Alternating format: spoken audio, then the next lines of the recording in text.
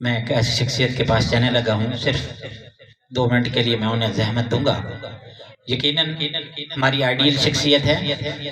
यकीनन जब कभी काशिफ खान एक सेशन पे नफर भाई इकट्ठे करके तमाम एनजीओज़ को इकट्ठा करता है, फिर आवाज़ देता है कि मैं एक अस्पताल बनाने जा रहा हूँ, तो सबसे पहले जो शख्सियत खड़ी होती है और कहती है कि आप अस्पताल बनाएं, मैं एम्बुलेंस लेके दूंगा।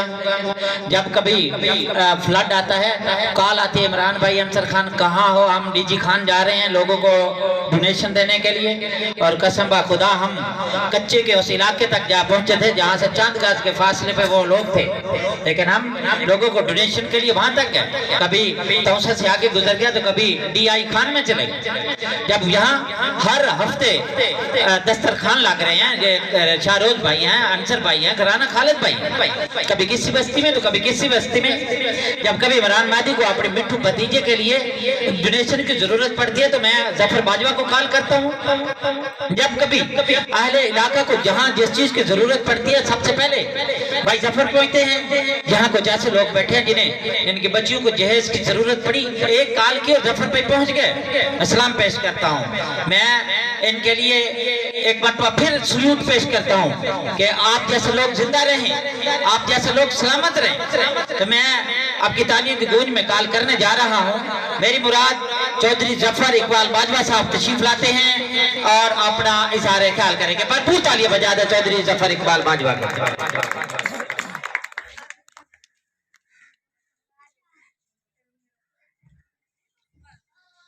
शुरू अल्लाह के बाबरकत नाम से जो निहायत मेहरबान और रहम करने वाला है। आज हम जिस सिलसिले में फिरदौसी साहब के पास इकट्ठे हुए हैं, उनका यही मकसद था कि ये जो हमारी बेटियां हैं, ये जो हमारे हुनरमंद लोग हैं, उनको हमने हुनर देना है। तो मैं भी एक छोटी सी काविश लेकर निकला था जब सोशल कामों में, तो जब घर से निकले थे तो कुछ लोग मिलते थे, यार नहीं तुसा कर सकते ही नहीं, ये काम होना नहीं, बड़ा मुश्किल है, वास्ते पैसा चाहिए, इस वास्ते तो बड़ी मेहनत चाहिए। मगर नहीं, अल्हम्दुलिल्लाह, जैसे फिरदौसी साहब बता रहे थे कि जो काम नामुमकिन था हमने वो किया है। पिछले दिनों मेरे अंसर भाई ने एक वीडियो लगाई, एक छोटी सी बात करना चाहता हूँ। हमारी एक मजदूर बहन थी जिसके पांव कटे हुए थे, जो अपने घर में एक छोटा सा खोखा रख के बैठी थी, छोटे छोटे उसके बच्चे थे। वो कहती थी कि मेरे मियाँ को कभी दिहाड़ी मिलती है, कभी नहीं मिलती। तो अंसर भाई ने जब वीडियो लगाई, मैंने भी देखी, तो मैंने इनको कहा, मैंने कहा यार चलो पहुंचते हैं उधर। जब हम उधर गए, मेरे साथ डॉक्टर खालिद साहब थे, शहरोज हाजिक साहब थे, चौधरी मुजम्मल साहब थे। तो मैं सलूट पेश करता हूं इनको। इन्होंने कहा जी 5,000 रुपया मेरी तरफ से अभी हम इकट्ठा करेंगे, और उस बहन के लिए जो उसका खाली खोखा पड़ा है, उसके लिए 20,000 का सामान लेके रिक्शे में लोड करके उसके घर जाएंगे, उसको बाइज्जत रोजगार देंगे। उसको ऐसे नहीं करना कि 5-10 हज़ार दे आए कि उसके बाद वो भीख पे लग जाए। तो ऐसी ही मैं अपनी टीम का बहुत शुक्रगुजार हूँ, जिसमें यूथ कमेटी के जितने भी सीनियर मेंबरान हैं। पिछले दिनों एक कब्रिस्तान में जब हम गए तो इंसानी जो लाशें थी, उनके जो आज़ाद थे, वो जानवर निकाल के लेके जा रहे थे। बहुत दुख हुआ, बहुत अफसोस हुआ। तो मैं मुबारकबाद देता हूं डॉक्टर खालिद साहब को, जिन्होंने 6 दिन की लगातार मेहनत से उस कब्रिस्तान में सफाई सुथराई कराई और सारा एहतमाम किया कि जो हमारे प्यारे हैं उनको जो सफर आखिरत है वो आसानी से गुजरे। जिसमें मेरे गढ़ महाराजा के बड़े बड़े नाम थे, बड़े बड़े नाम थे, उनके बहुत बहुत प्यारे उधर मदफन हैं। किसी को ये नहीं आया कि हम उधर भी चक्कर लगा लें। तो इसी तरह अल्हम्दुलिल्लाह इमरान महदी भाई जैसे बता रहे हैं कि जी फ्लड के सीजन हो, किसी की छत नहीं है, जहां तक भी कोशिश होती है, हम भी मांगते हैं कि कोई हमारे साथी नहीं होता, हम भी दोस्तों से इन्फॉर्मेशन इकट्ठी करते हैं। जब हम भी ये कहते हैं कि यार आओ, ये मेरे इलाके की एक माँ है यार, इसकी छत नहीं है, ये बेचारी सर्दी की रातों में कब कब आती है, तो दोस्त हेल्प करते हैं और इंशाल्लाह हम वो जो उनकी अमानत होती है वो उन दोस्तों तक पहुंचाते हैं। इसी तरह हमारे जो पूरे पाकिस्तान में जो मेन मसला है वो मुआशियात का है। जब दस्तरखान लगाते हैं, खुदा की कसम ऐसे ऐसे चेहरे आते हैं जो बेचारे अपनी आंखों के सामने हाथ रखकर खाना खाने बैठ जाते हैं। वो खुशी से नहीं आते, उनको पेट की भूख लेके आती है।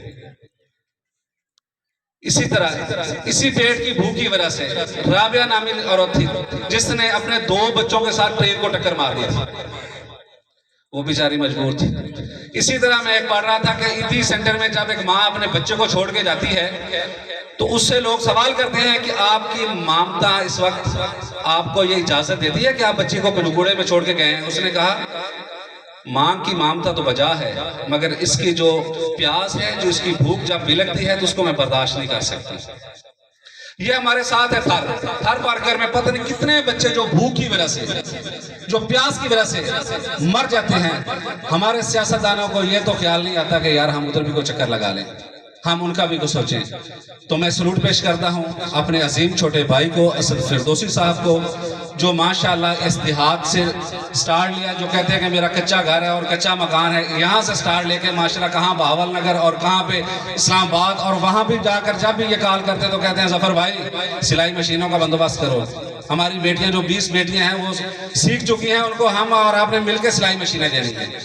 तो जब तक असद फिरदौसी साहब हैं, माशाल्लाह ये वेलफेयर की जितनी तंजीमें हैं और स्पेशली यूथ कमेटी जो है, जितने भी इसके मेंबरान हैं, अल्हम्दुलिल्लाह के इंसानियत की खिदमत में बढ़ चढ़ कर हिस्सा लेते हैं और लेते रहेंगे। वेल डन, बहुत खूब।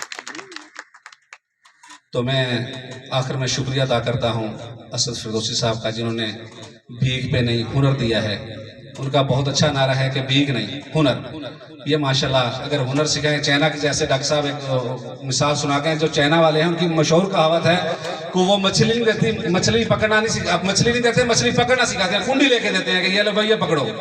इसी तरह अल्हम्दुलिल्लाह यूथ कमेटी ने काफी सारे लोगों को बाइज्जत रोजगार दिया है।